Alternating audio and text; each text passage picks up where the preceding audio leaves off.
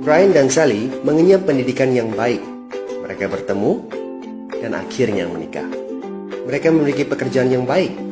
Brian memiliki jabatan tinggi di sebuah perusahaan multinasional, berpenghasilan besar, mendapat fasilitas dari kantor berupa mobil dan rumah. Mereka sangat menikmati hidup. Sering nongkrong bersama di coffee shop sepulang kantor, nonton di bioskop, mampu membeli baju dan tas yang matching, dan pergi berlibur sesekali. Tapi, kenyataan sebenarnya tidaklah demikian. Utang kartu kredit mereka terus menumpuk tak berujung. Setiap akhir bulan merasa kehabisan uang. Mereka memiliki barang-barang bagus, tetapi tabungan masa depan kacau balau. Brian dengan mudah membeli ini, tapi bukan ini. Tabungan 100 juta pun rasanya masih jauh sekali. Sudah kerja lebih dari 10 tahun, tapi belum sanggup membeli rumah sendiri. Masih tinggal di rumah milik kantor dan mengendarai mobil milik kantor. Tanpa disadari, keluarga ini menggali lubang kemiskinan. Keuangan mereka hanya cukup untuk membiayai kehidupan keluarga saat ini. Mereka harus terus bekerja untuk menghasilkan uang. Pertanyaan yang paling ditakutkan adalah bagaimana jika mereka sudah tua, kemampuan bekerja sudah menurun, atau salah satu anggota keluarga terdiagnosa penyakit serius yang membutuhkan biaya yang sangat besar. Apakah kehidupan Brian dan Sally mencerminkan kehidupan Anda? Apakah saat ini Anda memiliki penghasilan, tetapi sebelum akhir bulan sudah merasa kehabisan uang? Memiliki hutang berkepanjangan yang tidak ada habisnya?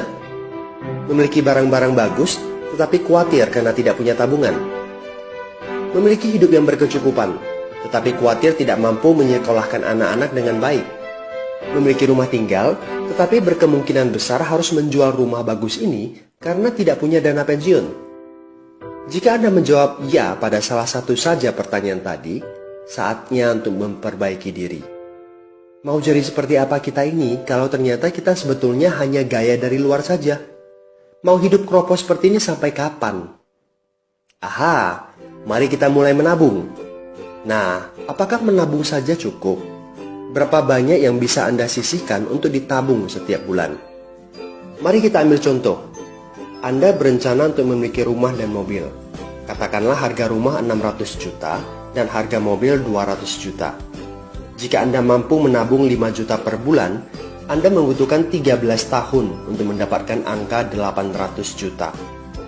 Masalahnya, inflasi membuat harga rumah dan mobil melambung tinggi. 800 juta akan menjadi 2,7 miliar 13 tahun kemudian, jika kita asumsikan rata-rata kenaikan barang 10% per tahun. Ini masih soal impian untuk membeli rumah dan mobil. Padahal, masih banyak kebutuhan lain yang perlu dipersiapkan jika ingin hidup lebih baik. Bagaimana dengan persiapan dana hari tua? Agar di saat tua dan tidak sanggup bekerja lagi, Anda punya tabungan yang cukup untuk kebutuhan sehari-hari. Asuransi untuk keluarga? Dana pendidikan untuk anak-anak? Dana tak terduga untuk keperluan dadakan jika dibutuhkan, seperti keluarga sakit, dan lain-lain. Artinya, Anda perlu lebih banyak uang untuk ditabung. Bayangkan jika satu bulan Anda hanya bisa menabung kurang dari 5 juta.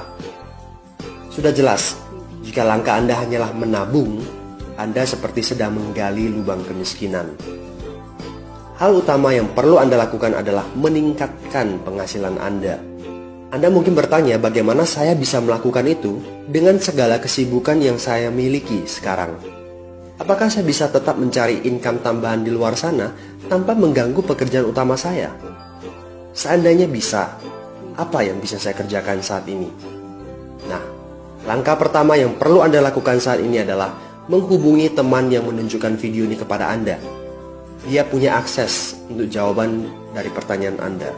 Informasi, itu yang Anda butuhkan saat ini. Terbukalah, seperti parasut, pikiran hanya dapat bekerja saat terbuka. So, segera hubungi teman Anda dan dapatkan video informasi berikutnya.